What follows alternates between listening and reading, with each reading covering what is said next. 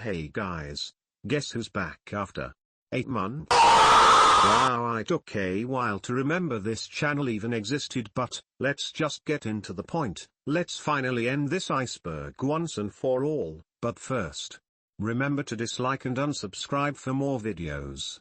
And okay, let's just get right into it. First entry is SCP-000. SCP-000 is a what? There's no info on the wiki. Ugh, I guess I got to find somewhere else. Okay. Found it. SCP-000, identified as an error by the SCP Foundation's Research Department, is a pattern screamer inhabiting the page of SCP-000 in CyberNet. Its early life. The being's origins come from the first Hytoth, like most of its kind. When that multiverse began to be reconstructed, the beings attempted to climb the universal staircase.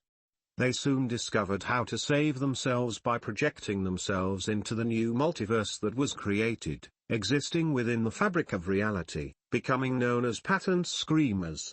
And okay, that's it. I'm not gonna go too deep into this, but yeah, cool. Next entry is the all SCP-001 proposals are real theory. I guess this explains itself, but for the people who don't understand, SCP-001 offer a more accurate description. Its different proposals is or are different ideas by different people made on the idea of the SCP. This theory states that all the proposals for 001 are real and not just, well, proposals. And are active and existing is the SCPF. Interesting theory, I gotta say, but we still have a bunch of entries left, so let's keep going. Next entry is sorta dark in my opinion, so yeah, be careful. The entry states SCP-3000 is a metaphor for Alzheimer's disease. I don't really want to touch on this topic, so let's make this quick first. SCP-3000 is a massive, aquatic, serpentine entity strongly resembling a giant moray eel, Gymnotorax javanicus. The full length of SCP-3000 is impossible to determine, but is hypothesized to be between 600 and 900 kilometers. The head of SCP-3000 measures roughly 2.5 meters in diameter, and sections of the body proper are as large as 10 meters in diameter. Something about 3000 is that it's a cognitor hazard, and from what I've heard can change the minds of people directly, and this theory states that 3000 is a metaphor for Alzheimer's.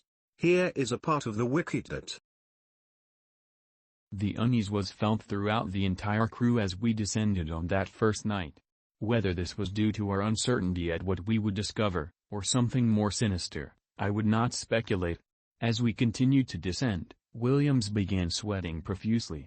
When asked about it, he could not respond, stating that he thought he was missing something he could not deduce.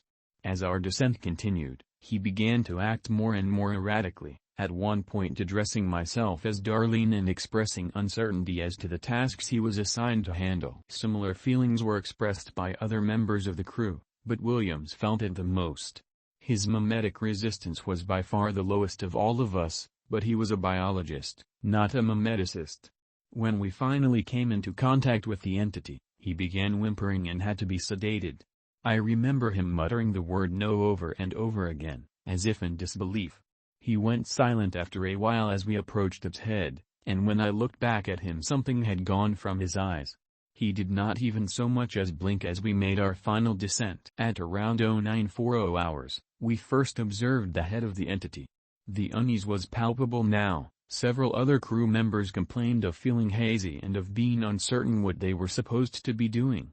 Captain Ritter, ever the man's man, wrote it all off as nitrogen intoxication and forced them to continue approaching the entity. When we were within 50 meters, the entity turned slowly to look at us. Even now, as I recall watching this thing coil around in the darkness, I can still hear Williams, barking like a mad dog in the rear of the vessel, screaming and flailing, shouting about how he could see it in his head. Perkins and Harrison tried to restrain him, but he got free and smashed his face in against one of the portholes. He hit it so hard he cracked the inner layer of glass. The damage was bad enough that we had to surface. I'm gonna end it here. If you want to read the rest, it's at the Wikidata of SCP-3000 im just gonna progress.